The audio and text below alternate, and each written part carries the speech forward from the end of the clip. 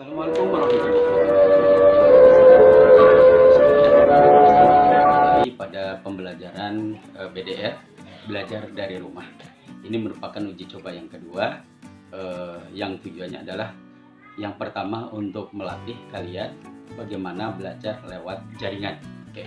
Kemudian yang kedua, melatih kalian juga dengan Bapak Ibu guru bagaimana cara membuat video pembelajaran sehingga guru bisa memberikan penjelasan materi kepada kalian di mana pada pelajaran PDR ini sangat penting karena tidak mungkin kami memberikan tugas kepada Anda untuk membaca saja lalu kalian tanpa dijelaskan oleh gurunya melalui video pembelajaran ini lalu kalian menjawab soal-soal, pasti timbul berbagai macam permasalahan. Ini pun tidak menjamin 100% Anda memahaminya, mengingat video ini sangat amat singkat. Oleh karenanya, apabila setelah pembelajaran kalian kurang paham, maka sampaikan pertanyaan ketidakjelasan Anda, hal yang tidak Anda pahami, sampaikan melalui WA. Anak sekalian, sebelum menyampaikan materi, saya mengingatkan kepada Anda, yuk mari sama-sama kita awali dengan berdoa. Pintu hati kita supaya kita mudah dalam menerima pelajaran dan ilmu yang menerap kepada kita menjadi ilmu yang manfaat untuk kehidupan kita di dunia dan di akhirat. Serta tak lupa absen karena ini penting dan yang terakhir senantiasa jaga kesehatan supaya kita terhindar dari berbagai macam permasalahan yakni COVID-19. Oke, anak-anakku, kita awali dengan membaca Bismillahirrahmanirrahim. Tema kali ini pada pelajaran IPA kelas 9 adalah perkembangbiakan pada hewan. Minggu yang lalu kita sudah belajar perkembangbiakan pada tumbuhan. Seperti halnya perkembangbiakan pada tumbuhan, perkembangbiakan pada hewan pun ada dua. Ada yang perkembangbiakan melalui proses seksual, ada hewan yang berkembang biak tidak melalui proses seksual atau yang tidak melalui proses seksual disebutnya vegetatif. Oke. Nah, hewan yang berkembang biak secara seksual pun nanti akan terdiri dari berbagai macam. Ya, ada seksual seperti biasa, yakni ada fertilasi, ya, yaitu percampuran atau peleburan sel sperma dengan sel telur. Oke. Anak sekalian, yang pertama akan kita bahas adalah perkembangbiakan aseksual pada hewan. Artinya hewan ada yang berkembang biak tanpa melalui proses fertilisasi seksual. Itu ada 3 jenis ya. Yang pertama ada hewan yang berkembang biak dengan cara membentuk tunas. Ya, hewan tapi bertunas ya. Nah, Anda bayangkan kalau di tumbuhan kemarin bertunas itu adalah di batangnya tumbuh tunas baru, gitu ya, muncul ya. Ternyata di hewan pun ada hewan berkembang biaknya dengan tunas. Oke, hewan yang berkembang biak dengan tunas di mana contohnya ini anak-anak sekalian, ya. Ini adalah salah satu jenis hewan yang berkembang biaknya dengan tunas, ya. Jangan lupa sambil dibuka buku LKS-nya. Yang dimana perkembangbiakan hewan yang pertama adalah dengan cara tunas. Ini terjadi pada perkembangbiakan dengan cara tunas adalah pada Hydra sp, ya, pada Hydra sp. Kemudian yang kedua, perkembangbiakan secara fragmentasi, yaitu kalau tadi muncul tunas dari tubuh induknya, lalu tunas tadi berkembang menjadi dewasa, lalu dilepaskan oleh induknya, ya. Ini kita lihat, ya, ini induk baru, terus dewasa, dia membentuk tunas. Tunas ini setelah sudah dewasa, maka dia akan dilepaskan oleh induknya. Dia terlepas. Nah, inilah ini tanaman hidra.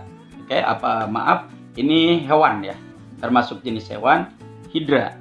Nah, berkembang biaknya dengan cara membentuk tunas, ya, membentuk tunas. Oke, yang kedua ini ada perkembangbiakan secara fragmentasi, yaitu dengan memotong, ya, memotong tubuhnya. Ini contohnya pada kapang, ya, pada hewan planaria. Ini hewan planaria, ini adalah planaria dewasa. Makin besar, dia makin mengecil ke sininya. Nantinya akan terbagi menjadi dua, dibagi menjadi dua. Ini kemari, ya. Bagian yang pertama, bagian kedua, dia hampir di ekornya, bagian bawah dilepaskan. Nah, nanti ini akan tumbuh menjadi planaria dewasa. Dan begitu seterusnya, oke? Maka planaria termasuk hewan yang berkembang biak dengan fragmentasi. Fragmentasi itu memotong tubuhnya sendiri, tubuh induk. Yang ketiga adalah parthenogenesis. Nah, ini parthenogenesis, yaitu hewan yang berkembang biak dengan cara bertelur, di mana induk dari perempuannya atau betinanya memproduksi telur, ya. Induk dari betinanya memproduksi telur, kemudian berkembang tanpa melalui proses fertilisasi. Jadi hewan induknya itu bertelur, kemudian tanpa adanya perkawinan, diawali dengan perkawinan. Kemudian dia bertelur, akhirnya menetaslah dia, ya, menetas. Contohnya ini adalah kutu air, ya, kutu air, serangga dan sebagainya. Yang ini. Nah, ini adalah hewan-hewan kutu air yang berkembang biak secara parthenogenesis. Hewan ini bertelur, ya, betinanya bertelur, kemudian telurnya sudah dewasa, lalu telur itu menetas, jadilah individu baru. Oke, selanjutnya yang kedua, kalau tadi perkembangbiakan hewan secara aseksual, oke, ada 3, yaitu tadi yang pertama membentuk tunas, kemudian fragmentasi, memotong dirinya, kemudian parthenogenesis. Parthenogenesis itu bertelur, ya, betinanya. Kemudian yang kedua, perkembangbiakan hewan secara seksual. Kalau tadi aseksual. Perkembangbiakan hewan secara seksual ini dibagi juga menjadi 3. Yang pertama ada hewan pipipar. Apa itu hewan pipipar? Hewan yang melahirkan, di mana dia setelah karena seksual terjadi perkawinan dulu, pertemuan antara sperma, ya, kemudian dengan sel telur dari betinanya. Kemudian sel telur yang dibuahi oleh sel pejantan, kemudian dia membentuk zigot, ya. Setelah bentuk zigot maka membentuk embrio. Embrio itu sudah terbentuk struktur makhluk hidup. Lah embrio kalau sudah tua maka lahirlah, ya. Dia melahirkan, kemudian setelah di luar menjadi individu baru. Itu adalah hewan pipipar, yaitu hewan yang berkembang biaknya secara dengan melahirkan. Contohnya kucing, kambing, gajah, kerbau dan sebagainya. Oke? Jadi kelompok itu termasuk kelompok pipipar, yaitu hewan yang berkembang biak secara melahirkan. Yang kedua, hewan opipar. Hewan opipar itu adalah hewan bertelur. Contohnya ayam, entok, soang. Oke? Nah, itu. Kemudian yang ketiga adalah hewan opopipar, yaitu hewan yang melahirkan atau bertelur tetapi melahirkan. Bertelur tetapi melahirkan. Bagaimana caranya? Telur itu tidak dikeluarkan. Telur itu tetap ada di dalam perut dari sang betina. Setelah telur itu cukup tua, lalu dia tetaskan di dalam perutnya. Kemudian setelah itu dikeluarkan anaknya. Jadi dia bertelur, kemudian juga dia beranak. Itu disebutnya opopipar, hewan yang begitu. Contohnya ada kadal, ada beberapa jenis ular. Oke? Nah, kemudian anak sekalian, bagian yang ketiga dari perkembangbiakan hewan ini adalah perkembangan hidup hewan. Perkembangan hidup hewan kita tahu pernah kalian mendengar ada metamorfosis. Perkembangannya hewan-hewan yang dilahirkan tadi ada melalui metamorfosis, ada tanpa metamorfosis. Ada yang bermorfosis itu juga dibagi 2.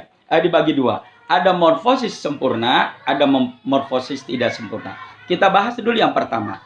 Hewan yang perkembangan hidupnya melalui siklus hidup tanpa metamorfosis itu diantaranya adalah ayam, kucing, kambing, ikan dan sebagainya. Kenapa? Begitu dia dilahirkan, kambing dari anak kambing ya bentuknya seperti kambing. Sampai dewasa pun, remaja, dewasa, dia akan bentuknya seperti itu, struktur tubuhnya. Begitu juga dengan kucing, begitu juga dengan ayam. Nah, itu yang seperti itu adalah hewan-hewan yang perkembangan hidupnya tanpa melakukan metamorfosis. Metamorfosis itu apa sih? Perubahan struktur. Ya, misalnya kupu-kupu. Asalnya itu dari ulat, kemudian ulat katakanlah bersemedi sekian lama, berdiam diri, ya. Itu nanti setelah menjadi kepompong, kepompong setelah tua, maka dia pecah lalu menetas atau keluarlah kupu-kupu. Nah, berarti kupu-kupu adalah salah satu hewan yang perkembangan hidupnya dengan melakukan metamorfosis. Lain halnya dengan kucing, ayam, kambing, gajah, dan sebagainya. Dia tidak melakukan metamorfosis. Anak-anak sekalian, metamorfosis pun dibagi dua. Ada metamorfosis sempurna, contohnya kupu-kupu. Kupu-kupu dengan ulat jauh sekali bedanya. Struktur tubuhnya sangat jauh. Nah, makanya dikatakan metamorfosis sempurna. Ada juga hewan atau binatang yang melakukan metamorfosis, tetapi metamorfosisnya tidak sempurna. Siapa? Contohnya jangkrik. Jangkrik begitu dari telur dia jadi kepompong. Di dalam kepompong sudah berbentuk jangkrik. Ya, cuma jangkrik yang masih muda. Begitu dia keluar, maka tetap bentuknya seperti jangkrik. Nah, jangkrik, kemudian belalang, ya, cengcorang gitu ya. Termasuk kecoa itu mereka melakukan metamorfosis dengan tidak sempurna. Selanjutnya, teknologi perkembangbiakan hewan. Anak-anak sekalian, ini teknologi, ini rekayasa, kaitannya dengan rekayasa. Manusia selalu berpikir untuk satu, bagaimana cara mensikapi hidup ini supaya lebih mudah. Bagaimana bekerja dengan mengeluarkan energi yang ringan, menghasilkan hasil yang maksimal. Nah, itu yang dimaksud dengan rekayasa ya, atau teknologi perkembangbiakan pada hewan. Teknologi perkembangbiakan pada hewan lebih dikenal dengan IB. IB itu apa? Inseminasi ya, inseminasi buatan. Inseminasi buatan itu gimana? Dari sel telur pejantan diambil ya, diambil dengan cara teknologi. Lalu disimpan, dibekukan. Setelah sekian lama, lalu disuntikan sel sperma jantan itu kepada indukan. Tentu saja jantan yang berkualitas tinggi supaya diperoleh hasil yang bagus juga. Nah, sehingga diperolehlah kalau kuda dengan tubuh yang besar, yang kuat, dan sebagainya dan sebagainya. Artinya diperoleh generasi yang jauh lebih unggul daripada indukan sebelumnya. Nah, itulah anak-anak sekalian, tema kali ini tentang perkembangbiakan pada hewan. Mudah-mudahan kalian dapat mengikuti dan memahaminya.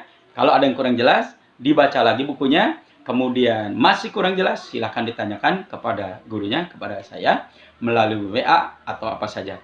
Jangan lupa untuk menguji kompetensi Anda setelah mengikuti pembelajaran ini, maka jawablah soal-soal yang ada pada halaman 37 sampai dengan halaman 30 sampai dengan 40. 37 sampai dengan 40 bagian A, yaitu pilihan gandanya saja. Oke, terima kasih. Selamat bekerja, selamat belajar, selamat bekerja, selamat mengerjakan tugas-tugasnya. Semoga Anda menjadi siswa yang sukses. Amin. Salam untuk ayah dan ibu di rumah. Assalamualaikum warahmatullahi wabarakatuh. Alhamdulillahirabbil alamin.